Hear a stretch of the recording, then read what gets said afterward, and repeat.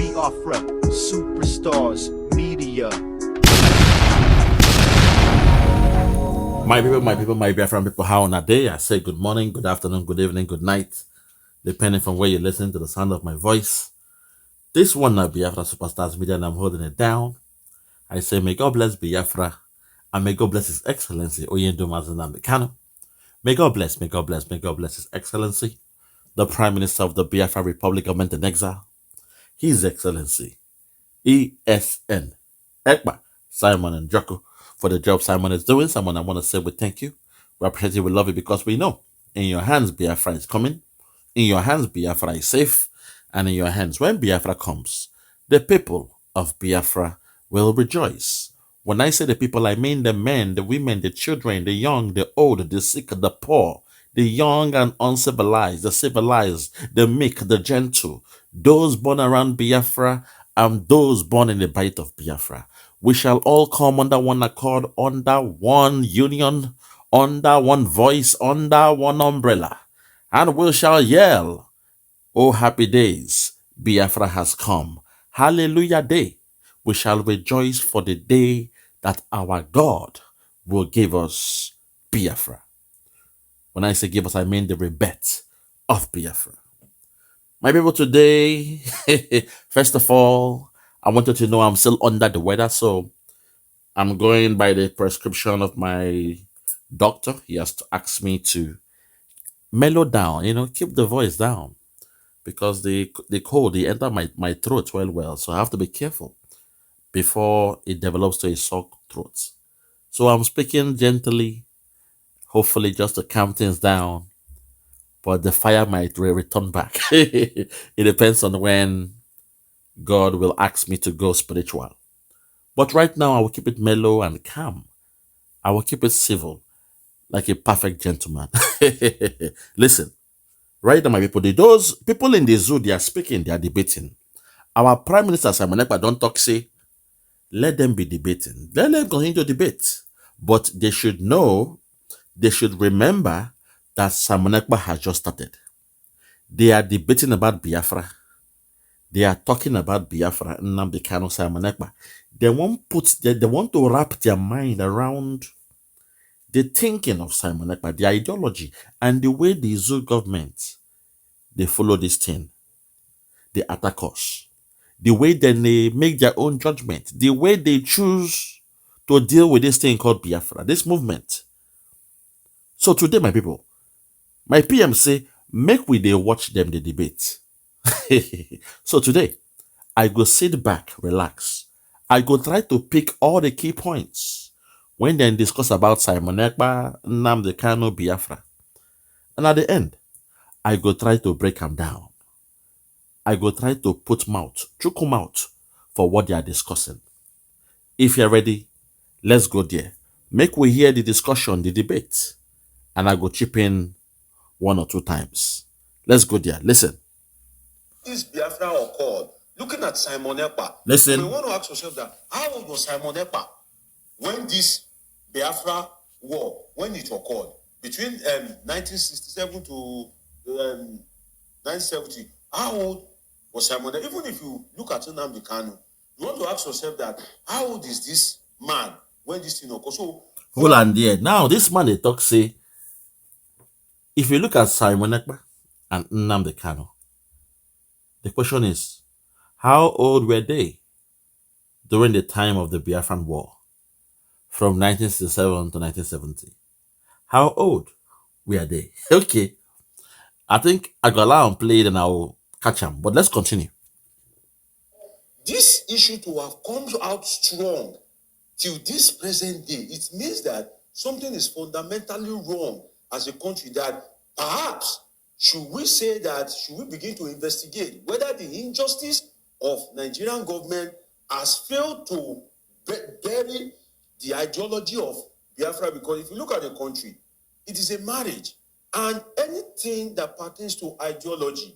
Wait there, Mr. Man, with all due respect. You said, should the zoo government or should the stakeholders, those who claim to be citizens of that zoo, should they begin to investigate to find out whether the way your zoo government have been dealing with the Biafrans have not been working, if they've not been able to justify all what they promised from the inception of that zoo and even during the advent of the war and even the reason why the war ended.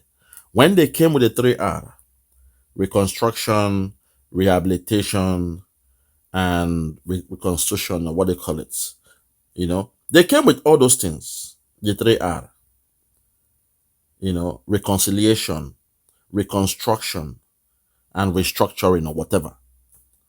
The question is, have they done any of them? Did they reconstruct the land of Biafra that they bombarded? The answer is no. Did they do a reconciliation after the war? The answer is no, because till this day, they will tell you, say, Ojukwu is a criminal. Ojukwu stole this thing. Ojukwu is a coward. The Igbo must go. The Igbo, they are criminal. Till this day, they still insult us. They still hate us everywhere we go. Despite in their so-called one Nigeria, in theory, they shout one Nigeria. But in practice, it is the Biafrans that have been practicalizing one Nigeria. Because everywhere you go in that zoo state, you will find a Biafran man there. Everywhere you go, a Biafran man, when they do well, they build house, they build business. Just yesterday, you heard a story about that man they call the Cubana chief priest. A man who even went overboard by insulting the land of Biafra, that he is carrying his business to Lagos State because because of Biafra land, they are attacking him and they are destroying his business. He used his own mouth to demarket Biafra land and he went to Lagos. He opened the Donald's fast food, outlet in Lagos. And before the guy could recoup his profits, before the man can say Jack Robinson, the Lagos State government, they don't block in shop. They don't steal in shop. They say na noise pollution. You see, so the question be say, when you look the way things are, when it comes to those who really believe in one Nigeria, now we the Biafrans practicalize that issue about one Nigeria. And if you look deep inside right now, the way things are going, the Igbo must go. Igbo must go, Igbo must go. The Igbos are the this and that. If you look at them now them want to break away from their one Nigeria that they were saying. Even though they tried to blame Simon Ekpa, they blamed Nnamdi Kanu as the problem. But today, the stakeholders from the other states that the so-called Igbos that believe in their one Nigeria are located, are based. Some of them, they were born in those states. They were born in those states. But today they are saying the Igbo must go. The Igbo must go. Lord have mercy. So they have not reconciled with us. They have not rehabilitated us, because till this day we are still grieving. We are still grieving. Look at the war between the genocide of the Jews by Germany. There was a total reconciliation. Germans, they had to pay fine. The government of Germany had to pay fine to the Jews. Not only that, all the generals of Hitler's army, they were being hunted down. I say all the generals, even those when wrong go Panama, they carry money, go different countries, Venezuela, Thailand, go they hide. They looked for them and they got them, even in their old age. Reconciliation. That's why today now Germany is doing well, because Germany had to reconcile with the world. Even after the First World War, Second World War, today Germany is a friend of America because they reconciled. But the zoo government till this day, they will be in their board meeting. Not even a Biafran man will be sitting there. The only ones they appoint are the criminals amongst us to be their henchmen, to be their stooge. And before they appointed them, they will send them to come down to the north. They will strip them naked. Then go put their thing for their backside with the camera recording it. They will force them to kiss the ring. That way they become a stooge to the caliphate. That's why somebody can come as number 4 in an election and they made him number 1. They made him governor and nothing happened. Not even your judiciary spoke about it. You are so lucky that I'm careful with my voice. You are so lucky. The zoo is so lucky. I would have gone extra hard in this video. So when it comes to rehabilitation, they have not rehabilitated us. We still have that scar. The hatred is still there. And you wonder, what have we done to the other tribes? You cannot tell. When it comes to stealing of land, the Biafrans have never stolen lands of anybody. When it comes to stealing of states, the Biafrans, we are not the one that stole states or land from anybody. Kwara State, when you find your Ilorin, no be we steal land from the Yorubas. Kogi State, no be we steal land from the Yorubas. You check all the whole land, all the whole boundaries. We have not stolen any state. Instead, it is the center, the government that will come. They were splicing us up from our region. They broke it down and broke. And now, with psychology, they are now saying that, oh, is these guys within the 5 states? They now call it the Southeast. And through psychology, they now want others that were part of the Eastern region to think that they have forgiven them, that the problem is the Southeast, not you guys in the Eastern region. In fact, you guys should not claim you are Igbos. Make una talk say, una no be Igbo, and we go believe una. Now these 5 states where we call dot in a circle, now them we won't put all the blame on. But when you take it back to the beginning, to the origin of the problem, Kaduna Nziogo, he came from Delta State, where his father came from, Delta State, to call a spade. Even though he grew up in Kaduna, even though he was born in Kaduna, even though his parents, they were based in Kaduna, even though he schooled in Kaduna, even though he went to the military, whatever, in Kaduna, even though he was a champion in Kaduna, they loved him so much that they told him to leave his real name, and they tagged him Kaduna Nziogo. He was a darling to the caliphate. They love him so much. They loved him so much that they gave him a nickname, Kaduna Nziogo. That's how things were before. Then after the coup, look at what now happened. They say, how come you guys did not kill people from the eastern side? From the north, they buy somebody. From the south, for the western region, they buy somebody. How come in the eastern side, they did not kill somebody? Today, I will break it down for you guys. Just like I told you the other day about the story of Jesus and Barnabas. 2,000 years ago, Pontius Pilate was trying to use psychology to release Jesus because they told him, his wife told him in a dream that he saw his hands were filled with blood. If he buy this man called Jesus, the sins of the people, the sins of the world will come upon you, your children, and our children's children. I don't want that for our family. So Pontius Pilate, please allow this man to go. Do not buy this man. He said, okay, I go use psychology. I will talk tough for the people. I will play to the gallery, but at the end, Jesus will be free because I go put next to Jesus somebody they call the Boko Haram. I will put next to Jesus somebody they call a terrorist. I will put next to Jesus somebody they call a kidnapper. I will put next to Jesus somebody that they call the Fulani headsmen. I will put next to Jesus those that they call the ISWAP, the ISIS. The Fulani killer herdsmen, when they come drink on a cow, when they steal on a land, I will put next to Jesus somebody like Tinubu. I will put next to Jesus the man that killed MK Abiola. I will put next to Jesus people like, Abdulsalami, Buhari, and the rest of them. They will have to choose. The people that say Ebim Bawa, they will have to choose from a good man and that bad man there. So I will bring Barnabas, who is an embodiment of all what I've discussed or described. He was playing to the gallery. Pontius Pilate thought that by putting Jesus next to Barnabas, the people will now be found, they'll be dumbfounded. They'll be dumbfounded. Dumbfounded. And they will have no option than to choose Jesus over Barnabas. I'm going somewhere with this. Follow me in this journey.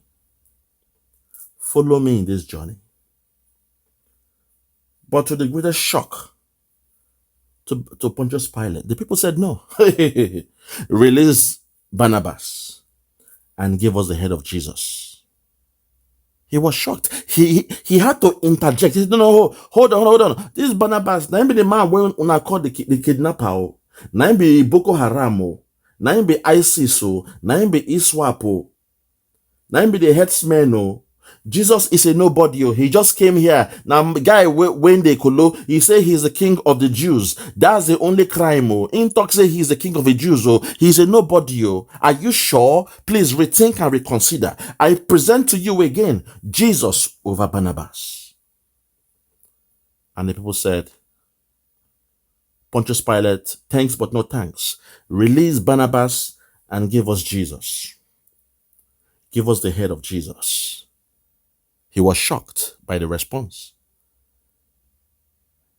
And we saw him wash his hands off and said he has no hand in the blood of an innocent man. He said that. But posterity will judge him. Now, in the case of Cardinal Nziogo, I will put what happened in 1966 to what is happening or what happened in 2023. There was a man you all love. You call him Peter Obi. You say, oh, Obi kere kenke, Obi, oh, kenke, Obi kere kenke, kere kenke. You are obedient. You are obedient. You are obedient. He was going against some other politicians. He was going against those you call the criminals, those who have ruined that zoo called Nigeria, those who have stolen the wealth of Nigeria. And there was a president as well who said, Walai talai, I will change the currency to make things free and fair. There was also a man in INEC who said, oh, this thing in real time, it will be transmitted in real time. The results will be there in the portal in real time. There were contestants. One said, Emi Lokan, Egbekini wa, Emi Lokan, and the rest of them. Now, you saw what happened in the time of Cardinal Nziogo. That's the young military men. It wasn't an Igbo coup, but the lie said an Igbo drum. But some young military men, they saw what played out. From the east, Azikiwe was there. From the north, they had their own people. From the west, they had their own people. Even the middle belt was there. Those young men, based on their judgment, they say, okay, all these politicians have to buy. But this guy for the east, though, now good guy, we won't change things. So we shall not buy that politician from the east. But the other ones, they have to buy them. That was their judgment based on military men now, not be civilians. So military men, but suddenly the cabal, they were smart. They now allowed what the military to do to affect the civilians. But I'm coming there. Bring it back to 2023. You saw the election. You all in that zoo, you were crying. Oh my God, they stole the election. They stole the election. There was a system glitch. They stole the election, according to you all. Now, with the Biafrans being neutral, we told you guys, our PM said there should be no election in Biafra land. Peter Obi went to London and came back and said he will leave PDP and join Labour. And suddenly the people, the youths, the multitude, they follow Peter Obi. But in the 11th hour, the INEC chairman did what he did. Jagaban and the rest of them, they say, go to court, go to court. The mannequin they call Buhari, the fake man, yeah, he acted like he was going to do something. He did nothing about it. Now, if some people now rose up in 2024 to take out everybody that were involved in that stuff, but they now looked at Peter Obi and said, okay, this one try you. Now, good guy went for change situation because the people, they loved him. Those military, they were doing what the people wanted. They were People were clamoring for change. And those young boys in their military, they said, okay, it is time for us to bring this change for the people. They were doing it for the people. They wanted to take it back to the way it was, towards the call. Democracy means government of the people, by the people, and for the people. So those military in 1966, those boys, they came out to execute something that they did in favor of the people. Same as well, if it is happening today, say, okay, some men say they won't buy all these politicians when they wicked, when they slow Nigeria down. You and I know, say the last person when they go buy might be Peter Obi, or they might set him free. They might tell him, go and sin no more. Leave that zoo, go on exile, will not buy you, but the rest will buy them. Because you try to make changes. You said you saw what you saw, and all what you have said has come to pass. I'm saying that to let you know, say, for the fact things happened that time, and you are blaming the Igbos, an act carried out by the military. You and I know, say, the military, they see us as bloody civilians. Till this day, they will call you bloody civilians. But somehow the cabal, they succeeded. The Fulani cabal, they succeeded. Oh my God. Lord my God. They pay me say, you guys are not seeing this fact. Say the cabal, they succeeded in spinning the news, and they called the coup an Igbo coup. Say the Igbos now carry this coup out. When you look at the list of all the general or the military men, not even the generals, the military men that carried out that coup, that executed the coup, now only 7 get Igbo name, and the Igbo name not mean say there are 5 southeast too. No, they were Delta, Benue, 1 or 2 maybe from from Enugu State, 1 or 2, I'm not sure. And guess what? All those guys, they were based in the north. They grew up in the north. They resided in the north. Cardinal Nziogo was born in the north. Think about that. But the northern people during that time, they spin the news around. Say, no, to make Nigeria to remain one, we must blame a particular tribe. So they left everything. They didn't blame the military. They say, no, blame the people, blame the civilians, blame a region called the Eastern region. And over time now, they don't use psychology because they don't break that Eastern region. Break and divide and split. Now, it's now called the Southeast. And that blame is still on the Southeast. Those in Edo, they are free now. Those in, Benue, Kogi, others, not even Kogi self, this Delta State self is free, technically. They are free. Despite say, Kaduna Nziogo he hailed from Delta State. But they are free now. Now the 5 eastern states, they're going to put the blame on. To show you, say, the problem from the beginning, it wasn't about Kaduna Nziogo. No. It was what they saw about us. They knew that these guys, they are special, they are peculiar. They envied us. They envied us. Ahmadu Bello was saying, the Igbo man, you give him a chance, he wants to become the leader. You give him a chance, he wants to become the head. They are controlling everything. They want to control. They want to control everything in the country. Today, when you look the way things are, who are those controlling everything? The cabal. What they accuse the Igbos of. Today, they are the ones doing it. Dangote now is monopoly. You guys are crying. Dangote oil. They are using psychology for you guys. Suddenly now, Dangote is now saying, okay, they've allowed me to sell fuel and I will start selling fuel to NNPC. Unknown to you guys that suddenly now, Dangote is now the monopoly of crude oil or petrol, whatever you want to call it. He is now the monopoly of it. That's the game they played, you guys, but una not too smart enough to understand the game they were playing. All what they were doing was charade. They call it obiter dictum to distract you guys. The main blueprint was to find a way to allow Dangote to become the monopoly of petroleum in Nigeria. That's so called Nigeria.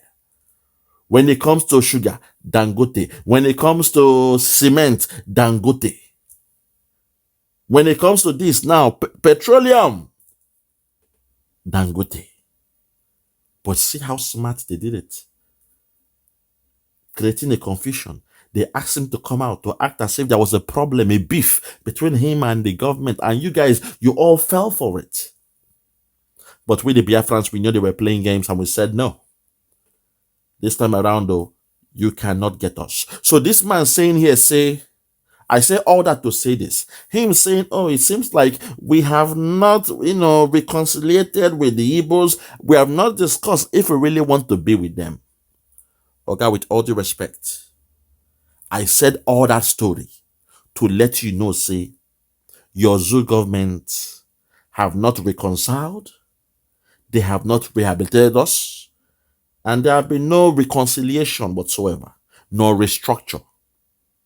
Till this day, they've not done it. So the days of dialoguing is gone. You guys can debate. You can pretend that you are debating now. But the days of dialoguing is gone. At this point, I would take the video back. I want you all to hear from beginning to end. As a good teacher, sometimes I don't love to do that. I want to break it down. I'm not here to play you a snippet or whatever like a DJ. No, I am not a DJ here. I am here to break things down. But for now, for once, I will take it back. Make una hear them again. From beginning to end. If you are ready, let's go there. Take it back. Listen. This Biafra occurred. Looking at Simon EKPA, you may want to ask yourself that, how old was Simon EKPA when this Biafra war, when it occurred? Between 1967 to 1970, how old was Simon EKPA? Even if you look at Nnamdi Kanu, you want to ask yourself that, how old is this man when this thing occurred? So for this issue to have come out strong till this present day, it means that something is fundamentally wrong as a country, that perhaps should we begin to investigate whether the injustice of Nigerian government has failed to bury the ideology of Biafra? Because if you look at the country, it is a marriage, and anything that pertains to ideology doesn't die quick. In fact, if it remains just one person, the thing will naturally resurrect again, because Biafra has moved away from being a wish. It has moved away from, first it was an expression, then it becomes a wish. You can go to the realm of strong wish before it becomes an ideology. And for something to become an ideology, that means that it has been embraced over time. So the thing is, the attitude of Simon EKPA in this case, I believe that you cannot sell when there's no market, right? You cannot sell when there's no market. So if Simon EKPA is thriving, the Nigerian state, first of all, needs to look at it that first, do we want the Igbo community amongst us? Are they the kind of people that we want in the committee of states that forms Nigeria? If yes, you cannot be in a marriage and there will be a kind of like non-fair play. For you to be part of a match, the first thing is you want to look at it, I will be able to get a fair deal in this match, that if I score a goal, it will be counted as offside, right? So the thing is, you need to look at it first. When you now look at it, that means that by addressing some of the core issues that make Biafra an ideology, you are naturally demarketing Simon EKPA. Okay, I hear you. I allowed it to play. But the moment you said Simon EKPA is like a commodity, a simile to a commodity. And the more the Zoo government do what they do, the more there is need for the commodity. That's the mistake you're making. You spoke well, don't get me wrong. All what you were saying from the beginning is fine. But that aspect is something you guys don't understand. Because for a long time, they have chosen not to reconcile with us. And guess what? The union itself is a fake. It's a farce. Because now, Oyibo man, your slave master, Britain came here to enslave you. After they enslaved you, they stole all what they could. And they dumped you guys like a piece of trash. Afterwards, the Portuguese came to eat the remnants. For example, when a lion catch antelope, the lion go relax, chop all the whole flesh. When the lion don't belefu, come one begin they go. The hyenas come begin come. They won't beg the lion, you know. The lion can't come out. The hyenas will now come and chop the bone. They crush bone. They are known for crushing bones. They eat the remnants from the kill of a lion. So see the Portuguese as the hyenas that came after Britain first come to enslave us. Because when slavery was going on, you best believe that Britain came here to take us as slaves. Asadi Tokobo told you how his father, his parents, his lineage, they were selling the Biafrans or Igbos as slaves. And if not for Britain, they would have stopped. Or they wouldn't have stopped. No. He told you that. So Britain, when they first came, they came to take us as slaves. They were merchants giving them us, people, as slaves. Then when they can't abolish slave in the Western world, slavery was abolished. When it was abolished, the Portuguese now came for the remnants. The Portuguese, they were now pretending to be the British. They were trying to communicate with us in English, but they were speaking broken English, what Britain later called broken English or pidgin English. But when the Portuguese came, they were very, very nice. They were nice to us. So we were learning, trading with them, and things were mutual. Until the meeting that was held in Europe to colonize Africa. That was the second wave. Britain now came back to colonize us. So some of you, in your history book, you only hear of Britain being your colonizer, colonization, Britain, colonization. No, there was slavery before colonization, with all due respect. That you will not find in your textbook, because the zoo government, the books they were giving you during those days were controlled by Britain. So when they came to now colonize you, them know say during slavery, a particular tribe, they call us a tribe, then tribesmen, a particular tribe were stubborn. They had a problem with it because during those days, the Igbos were stubborn. You heard about the Igbo landing. You read about it. Igbo landing. The Igbos, even when they were taking us to America, the Igbos, they fought the captain and the seamen in a boat. They were all pied. We pied them. As we pied them, unfortunately, the boat was getting closer to the shore. And when we can't look afar, we saw that we were already in a foreign land. Oyibo there around. There was a plantation close to the seashore. And if we stay for that ship, if we reach the shore, other people waiting for that place, they will enslave us or they will even buy us because they will see the massacre that happened in the boat. So we did the unthinkable. Something no other tribe would have done. I said it. The other tribes, they would have come out to beg, please, no kill us, please, please. We are here. But no, the Igbo say, okay, in this case, we shall commit our spirit, our life to the goddess of the sea. We came off the shores. We came on shore. And then we walked in a formation into the sea. Those in plantation far away, they were in deep shock. Say, Look at these slaves, so. They came out of a boat as we are coming to hunt them down because we didn't see no white man, no captain around to say, hey, ahoy, ahoy. No white man was, waving them down. Only blacks. The blacks came down. As people were coming to buy them, we entered the sea and we gave our life to the God of the sea. That's who we are. So Britain, they know about our history. They heard about it. So when they came back for colonization, there was this enmity, or from the beginning, they planted the seed of discord. I don't want to go deeper because I don't want to make this video long due to my voice. So from day one, they never liked us. Unfortunately, I keep saying it.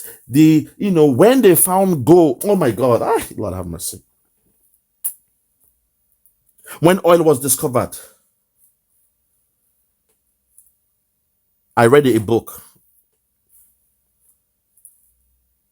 It was dated 1962.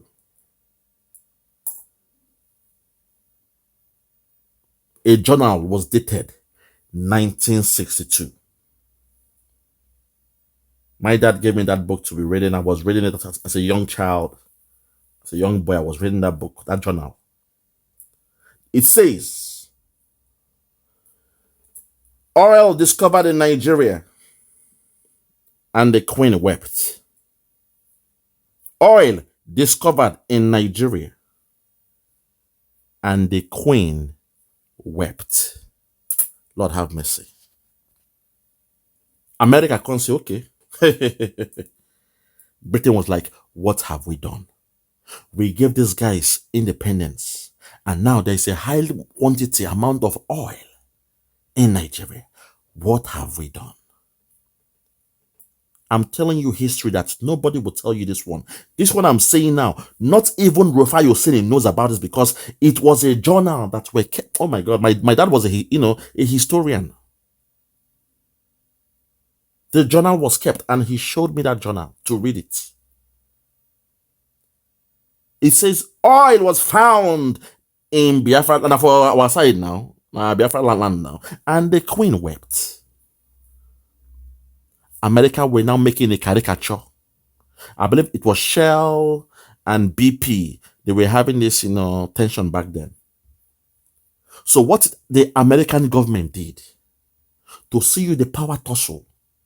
In Britain, they use, I believe it is right-hand drive cars. And during the time they gave us independence, all the cars in that zoo called Nigeria were right-hand drive.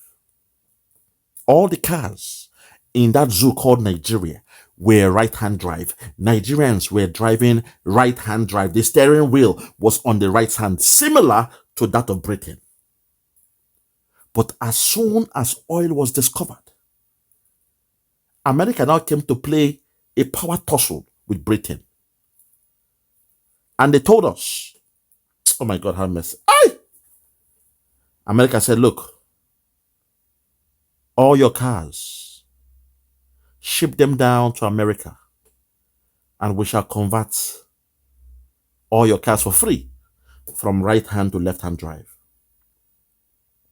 America stepped in. We were now flowing, going with it, skipping to the loo of America. All our cars, the steering wheel was changed.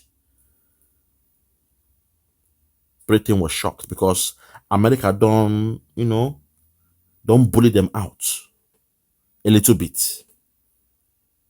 That was when Britain now planted the seed of discord. He now came. Britain now said, okay, look, you guys should, run this thing well. Oh. Civil service is key. Your civil service is key. So guess what? Those from the eastern region, those from the western region, you have to now come down, for civil service, learn the way it's done, because you must do what they call public service, public servant. There is civil service and there is public service. Those in government, you are public servant. Those working, in different civil service companies, you are known as civil servants. This is the way to run a country. They were giving us the blueprint. And now, suddenly, people from the eastern region and western region now believed Britain. We then focused our eyes on Britain. We were going to Britain to study, to understand public administration. While we were doing that, Britain now went behind our back and told the caliphate they were born to rule. Say, go and join the military. Go and join. Everybody should join. Forget about education. There is something called the military education, the military school. Go to join the military. That was where men like Kaduna Nziogo, who was having a good time in Kaduna. He was born, he was raised in Kaduna. Remembered him now. I am bringing it to a full circle. When I teach, I bring it to a full circle. I will bring it home. Kaduna Nziogo and the rest of them, Biafrans who were based in Kaduna, who speak the language of the Hausa them or whatever. They understood the culture of the North. They were based in the North, and they saw all their friends, all their peer groups, all their playmates running to go and register for military. That was how Cardinal Nziogo found himself registering to serve that zoo in the armed forces. Being that, we are people when they pro-West now, where we are smart people. He rose up so fast. He rose up so fast. He was a darling in the military. He was one of the who is who when it comes to the military. And at the end, when the people were crying about bad governance in 1966, those who were planning to take over the country for the people, they had to get Cardinal Nziogo involved. And he saw what they were saying. And they did what they had to do. They took out all the whole bad eggs and spared those when, to a large degree, their hands are clean. To call a spade. Today now, if the same military men come out, say, by the people, them, the bad people, them, according to the views of the people, by the politicians when they bad, according to the views of the people, you and I know, say, at least Peter Obi will not be quiet. At least somebody like Showore will not be quiet.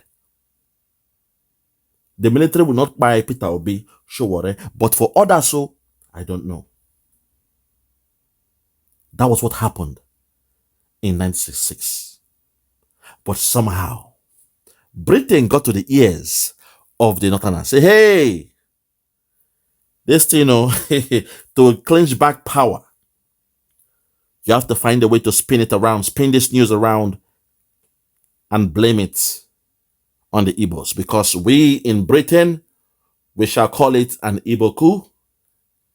And if you can maintain that, before you know it, you will create this enmity between the people and the Igbos. They will see them as a saboteur because they refuse to occupy just one person. You then blame all the Igbos for something that was done by military men. Today, now, you people have the man they call General Musa. He's your man. He's your CDS. Your chief, whatever they call him. If him and his men, who are military men, choose to do something, will you now blame it on all of the North? Let's call a spade a spade. But the cabal, they did it. That's why I'm saying that we know our real enemies. To call a spade, Tinubu is just, he's a nuisance. He's like a fly when they for the nyash of a cow. The cow, they use the tail to pursue the fly, but the fly keeps on coming back. We don't have no problem with Tinubu. Tinubu is not our enemy. We, the Biafrans, we know the real problem of Nigeria. But every time we want to solve this problem, they connive against us.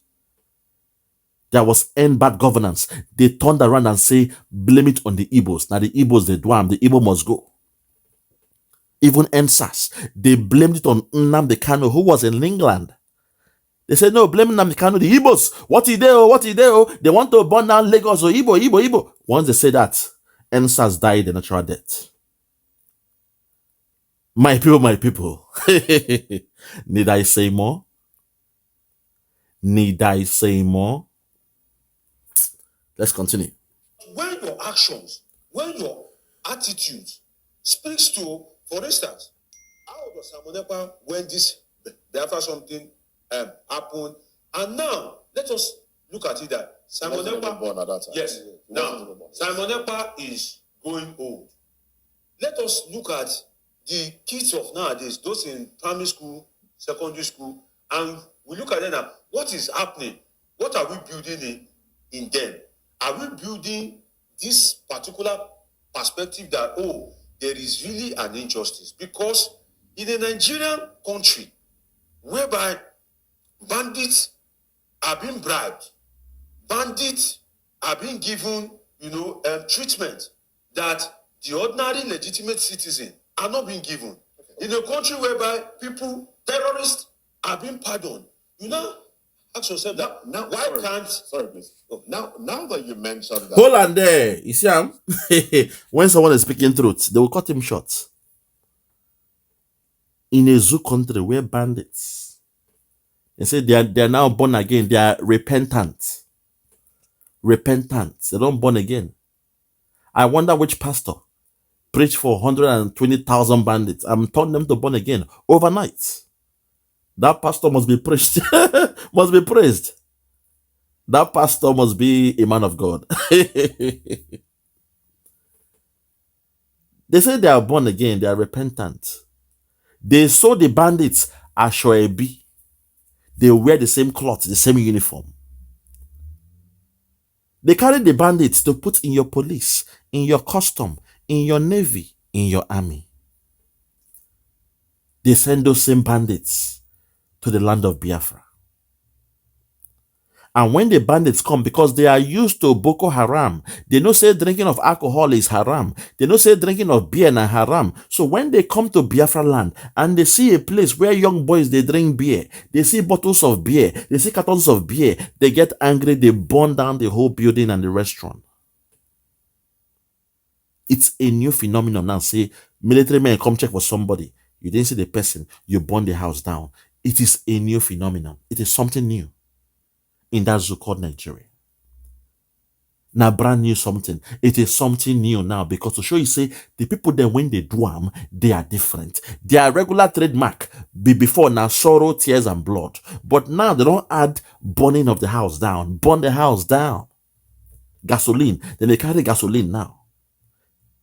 When Fela was singing, he said, them live sorrow, tears, and blood. Them regular trademark. Them live sorrow, tears, and blood. Them regular trade. That was what they were doing then. Police go slap, army go whip. That was what they were doing then. But now, if they can't look for somebody, they don't see the person. They can't see one bar, one nightclub where people they drink alcohol. They go carry fuel from their car. Then go burn the building down. Or if they come to your house to ambush you, if you are not there, then go burn them down. Or if they come to your house and then buy you, once they buy you for the house, then go burn the house down plus you inside. That's a new phenomenon. To show you, say, those when they do them, they are not your regular army. That's what I mean. It is the trademark of the Boko Haram, ISIS, and ISWAP. It is something new, a new phenomenon, something that we have never seen in that zoo called Nigeria since 1960 until date. Because within that zoo they were doing, now within Britain been teach them, and burning of house down is not part of what Britain ever did. So there was no way they will have that trait, that culture, that way of life. Of saying you come look for somebody, you know see the person, there are people they drink beer, you shoot gun for air, you buy them, then you burn the whole place down because there is a bottle of alcohol or spirit. There is a Hennessy, Jack Daniel there, because of that, you burn it down, say that haram. It is something new. It's a new phenomenon. So Boko Haram, they have pardoned them. They say they are repentant. They are born again. They wear them the same uniform. They give them wives to marry. And even when the girls them escape, they still carry the girl plus the Boko Haram man to give a free house. In Borno State, you all saw it. Even now, the headsmen, they are taking tax. They are now taxing people. They are now tax collectors. They are tax officers. They are tax agents now. They come to your community. They tell you to pay 50 million every month. You begin to bargain with them. Say, this thing they too high. Can we make it 30 million? They coronate them as chairman, as chief. In a village, in a community, during the coronation, your police, your army, your DSS, they don't come to buy everybody down. But in Biafra land, you see what they are doing. When someone is doing birthday, marriage, igbanku, burial, they will come and they will buy everybody around. Even in Lagos, the Igbos that were there, some people, they were in a car, 11 men were in the car. They came and they shot bullets into the car and they tagged them Belonia kidnappers, GD of all people, GD Jide of TVC News, you tagged my people, billionaire kidnappers. You pied men in the car and you tagged everybody, billionaire kidnappers. How were you sure that all 11 people were kidnappers? How were you sure that everybody in that car were billionaires? Some might be a cousin, some might be a friend, a nephew, an in-law, a neighbor who just want to hang around with them, to drink and marry with them. But you tagged everybody, billionaire kidnappers. You buy them, you shoot them through the car.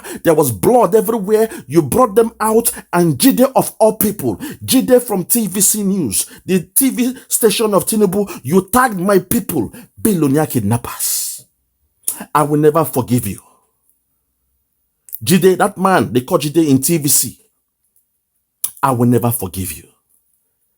That statement, it didn't hurt me.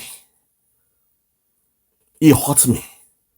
Because from experience, I've been in situations whereby you are hanging with some friends that are doing well. So suddenly, police come from nowhere, they buy everybody. You are with your friends, you are chilling. People, for the first time you are meeting, it happens everywhere. For the first time you are meeting somebody, you are drinking with them. Next thing the police come, then they buy everybody. By chance, now me use escape. Now by chance, I use escape. Think about that. Now with chance, sheer luck, when I use escape. And all my friends, when they buy for that place, plus the strangers when we meet for the party, they call them criminals. Oh, they are cultists. So they came to plan their... Lord have mercy. Nigeria will never change. We were just discussing Biggie and Tupac. Who is the best, singer or rapper, Biggie or Tupac? When Biggie died, we all sat down. There was no light. NEPA don't take light. So the way we talk now, me and my friends come food here. Some other guys can't join. Some other guys join us with the talk for night. As we discuss, Tupac is better than Biggie. Tupac is better, or Biggie is better. I like the flow of Tupac. Tupac and Biggie, Tupac. Suddenly from nowhere, cars came in, their lights were off. Now policemen, when they look for money, drunk policemen, drunkards. And so they open the granate. They begin shoot the granate. Oh, God have mercy. When I tell you that I have a vendetta with Nigeria, you guys don't understand. I have a personal vendetta with that zoo republic called Nigeria. You guys don't understand. That same zoo, you killed my uncle.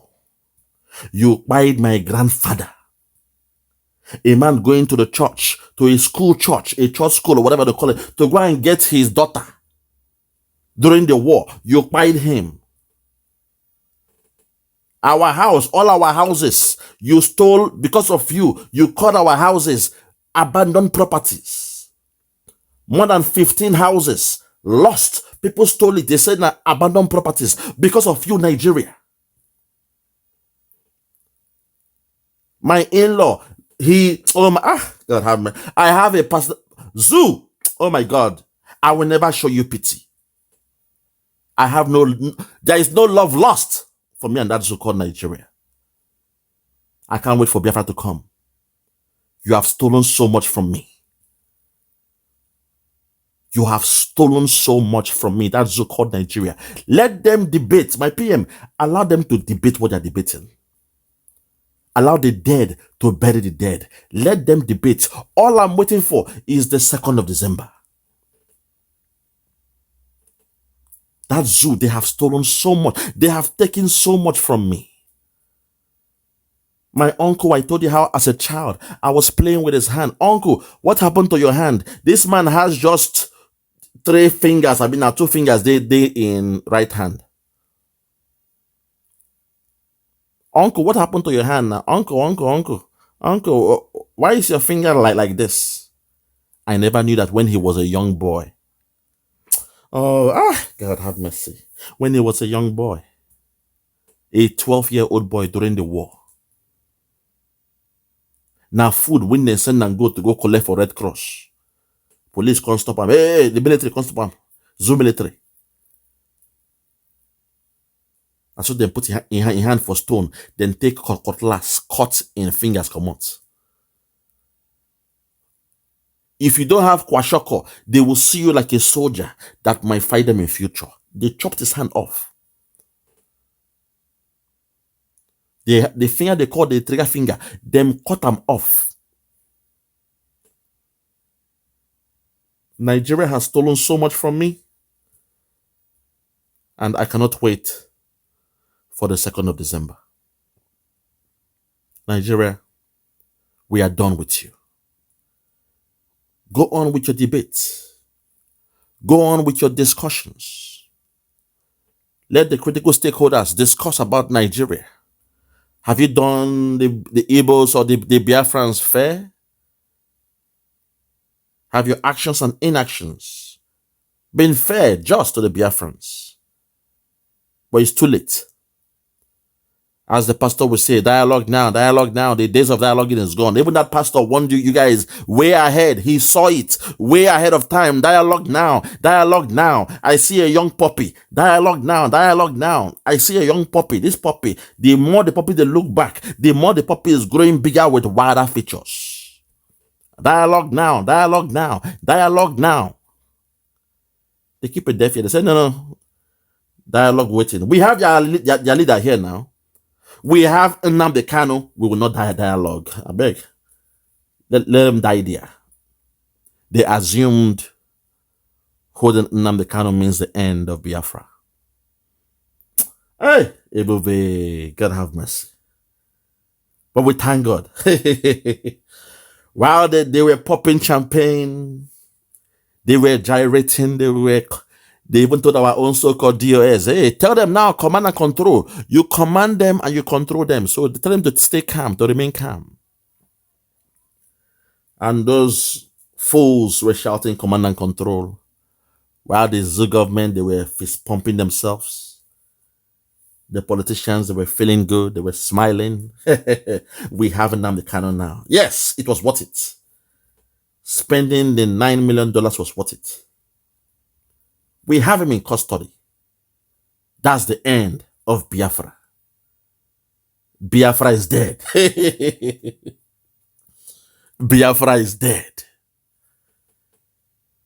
They said Biafra is dead. And to call a spade, even Peter Obi during campaign, he said Biafra is dead. Biafra died in 1970. Biafra died in 1970. Biafra is dead. With his voice. They said Biafra is dead. That Biafra died in natural death. They assume kidnapping Nnamdi Kanu was the end. The end all and be all. He was the beginning and the end. The alpha and the omega of Biafra. Kidnap him, Biafra is dead.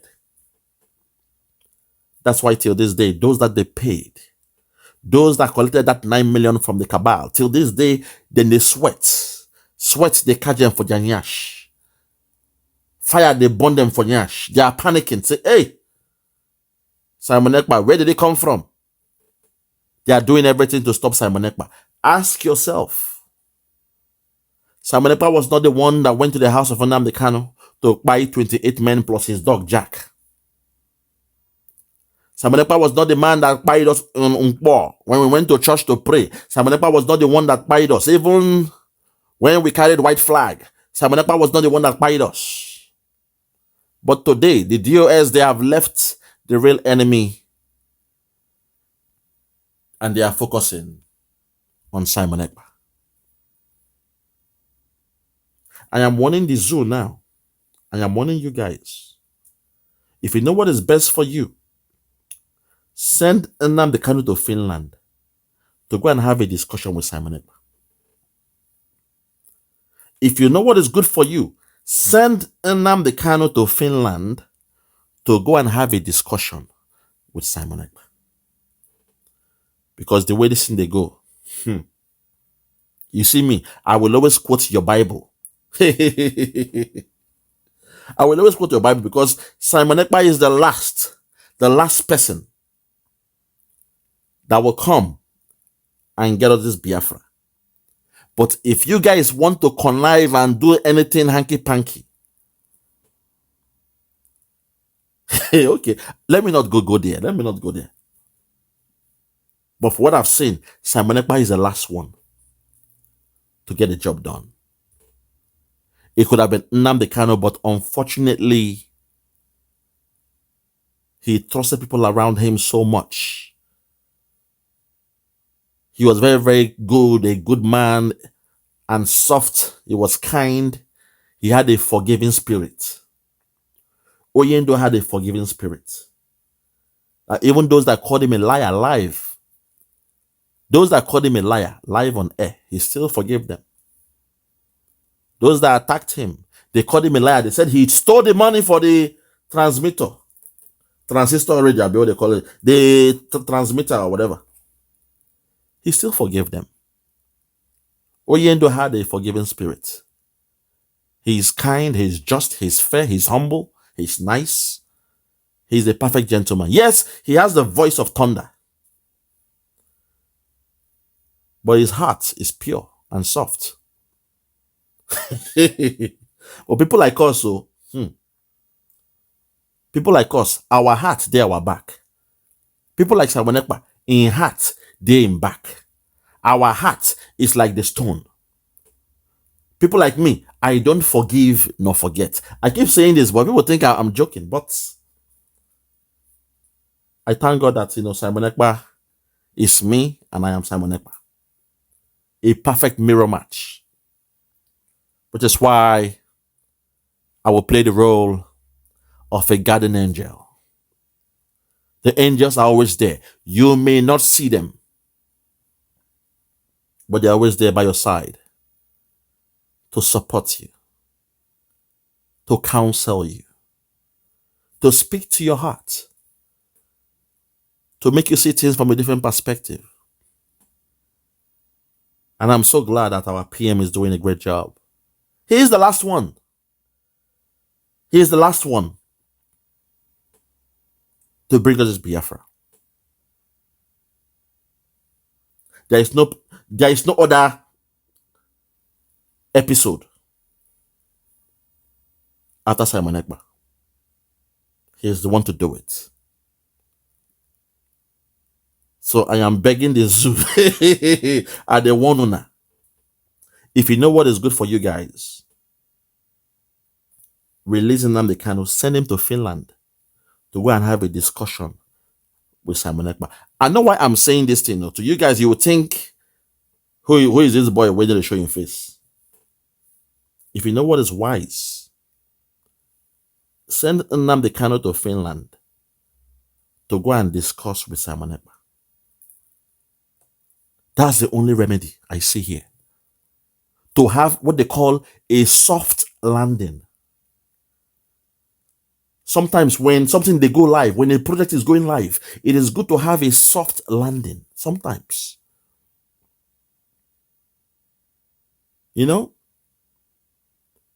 That's the only way I see it, to my people. Today, I'm speaking this way because I had to come out and make this video. People are dialoguing now. The days of dialoguing are gone. They are debating. The days of debating are gone. We don't pass that stage. Those when say, oh, they are doing awareness, they are creating awareness. The IPOB, they are saying that in 2024, they are saying they are creating awareness. When in 2021, Nnamdi Kanu said he is tired of making videos of broadcasting. In don't tire. No more broadcasting. In 2021, he said it. Oyendo, in 2021, he said it. He is ready to go to the front line. He is tired of broadcasting. God have us. But the deal here is saying they are creating awareness in 2024 to show you that these guys, they were never really for our freedom. So to the zoo government, I'm telling you guys now, for a softer landing, send Nnamdi Kanu down to Finland to have that one-to-one discussion. Not even a discussion, a meeting, a one-to-one meeting with the Prime Minister of the Biafra Republic government in exile. And afterwards, they will both come out and make a broadcast to the Biafrans and tell us the next approach on how to regain our freedom. I rest my case. For those who have ears, let them hear. For those who have ears, let them hear. From me, from here, for now, I want to say good morning, good afternoon, good evening, and good night. I remain yours truly, Biafra, Superstars Media. God bless you. Yeah, check me out. Superstars Media. Lord Logan, Bloomington, Lord Logan, and it's Wild Flora Show. 1914 amalgamation is what we dying for. 3 nations to 1 nation, ever since annihilation. Nepotism is nonsense. You and you, clap your hands. Biafra gonna come, clap your hands. Biafra, Oduduwa, we're free now. Freedom is gonna come, we're free now. Yeah.